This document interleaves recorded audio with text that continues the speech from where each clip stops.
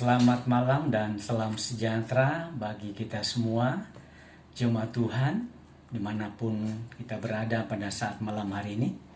Bersama-sama pada malam hari ini kita akan mendengarkan renungan kebenaran firman Tuhan. Untuk itu saya ajak kita semua untuk berdoa. Mari kita tundukkan kepala, kita berdoa. Terima kasih Bapa dalam surga, kami bersyukur kepadamu kesempatan yang Tuhan berikan bagi kami bersama-sama pada malam hari ini untuk merenungkan kebenaran firman-Mu Tuhan. Mari Tuhan urapan-Mu atas hamba-Mu, urapan-Mu atas umat-Mu, agar firman Allah yang kami dengar pada malam hari ini akan tinggal tetap di dalam kehidupan kami, membawa kami untuk melakukan apa yang menjadi kehendak-Mu Bapa. Terima kasih Tuhan Yesus. Kami akan sambut firman-Mu dengan penuh ucapan syukur dalam nama Tuhan Yesus Kristus. Haleluya. Amin. Puji Tuhan, renungan firman Allah pada saat malam hari ini saya beri tema damai sejahtera yang terdapat di dalam Yesaya pasal 32 ayat 17. Yesaya 32 ayat 17 dikatakan demikian firman Tuhan. Di mana ada kebenaran, di situ akan tumbuh damai sejahtera, dan akibat kebenaran ialah ketenangan dan ketentraman untuk selama-lamanya. Puji Tuhan, saudara-saudara yang dikasihi Tuhan, tentunya kita semua pasti merindukan hidup dalam ketenangan, hidup dalam ketentraman, baik secara pribadi maupun dalam kehidupan keluarga, dalam rumah tangga. Kita mengharapkan adanya kehidupan, ketenangan, dan ketentraman di dalam kehidupan yang kita jalani. Namun kenyataannya yang kita lihat pada hari-hari ini, banyak orang seringkali tidak mengalami yang namanya ketenangan dan ketentraman hidup di dalam kehidupan yang mereka jalani. Walaupun kelihatannya mereka memiliki segala sesuatu di dalam dunia ini, apakah itu kekayaan atau harta, tetapi tidak memberikan jaminan bahwa seorang itu mendapatkan ketenangan dan ketentraman dalam hidup yang mereka jalani. Apalagi kehidupan yang kita jalani sekarang adalah kehidupan yang penuh dengan tantangan, kehidupan yang banyak masalah dan persoalan, maka tentunya semua orang mengharapkan ada ketentraman, ada ketenangan di dalam kehidupan mereka. Baik dalam keluarga, tetapi kenyataannya yang kita lihat bahwa bukan ketenangan dan ketentraman yang dialami di dalam kehidupan manusia, tetapi yang terjadi adalah pertengkaran, perselisihan, permusuhan, pertikaian, dan lain sebagainya. Mengapa terjadi hal yang demikian? Ya tentunya karena apa? Karena tidak ada damai sejahtera di dalam kehidupan mereka. Jika ada damai sejahtera di dalam kehidupan manusia, dalam kehidupan kita, maka tentunya disitulah kita akan merasakan, disitulah kita akan mengalami ketenangan dan ketentraman di dalam kehidupan yang kita jalani, sebagaimana dikatakan oleh firman Tuhan. Sebab di mana ada kebenaran, di situ akan tumbuh dan damai sejahtera, dan akibat kebenaran ialah ketenangan.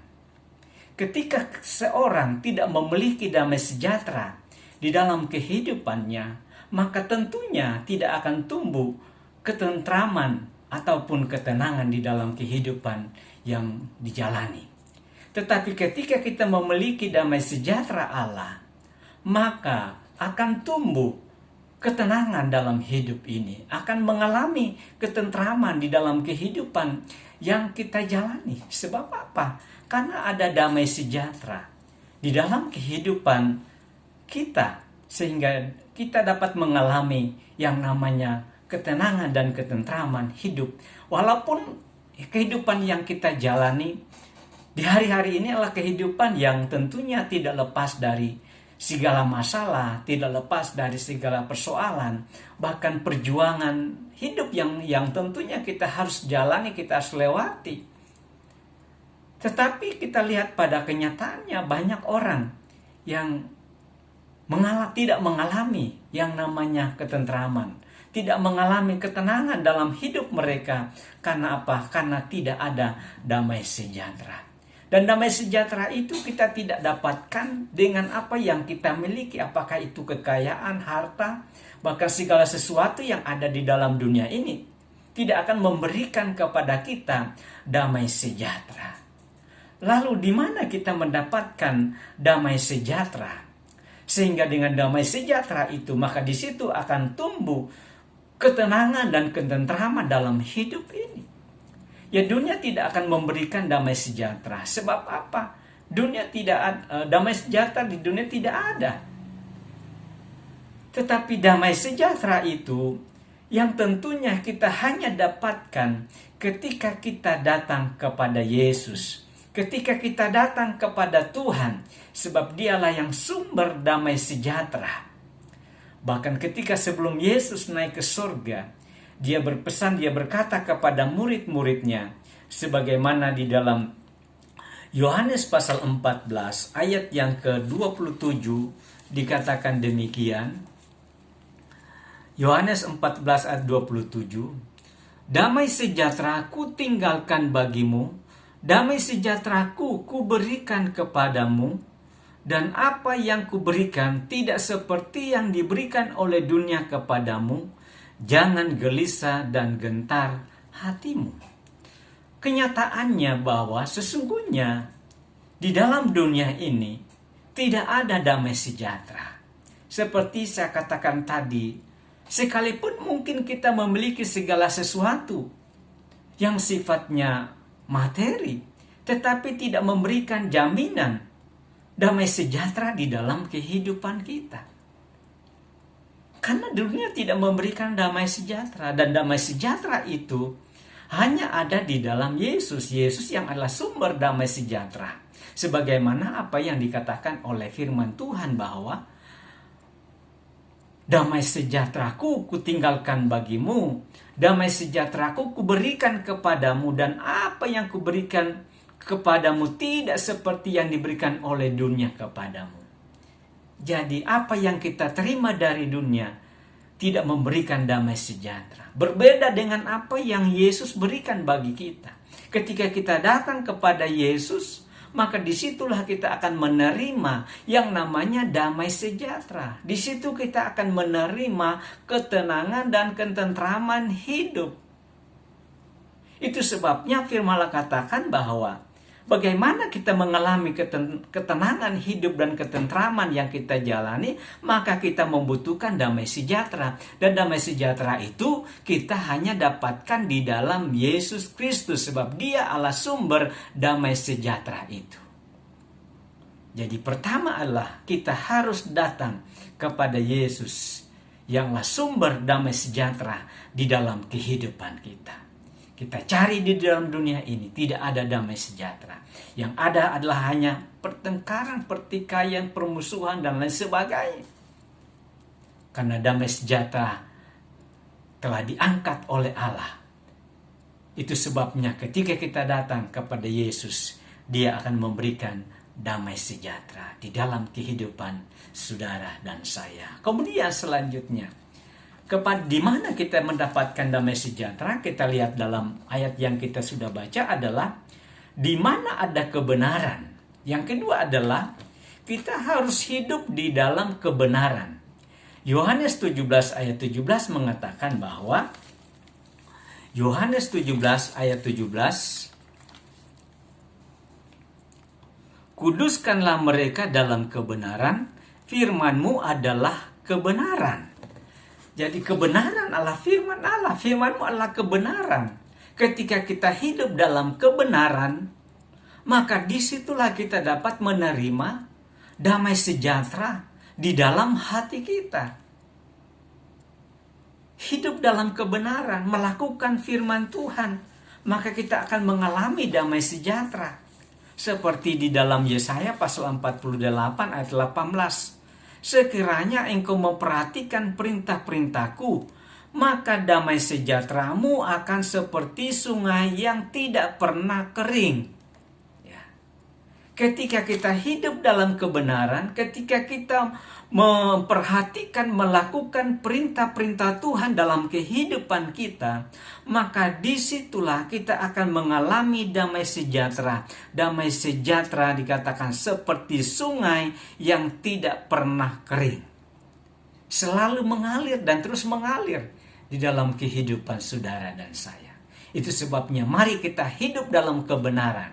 Kita mau melakukan firman Tuhan agar damai sejahtera itu akan tinggal tetap di dalam kehidupan kita semua.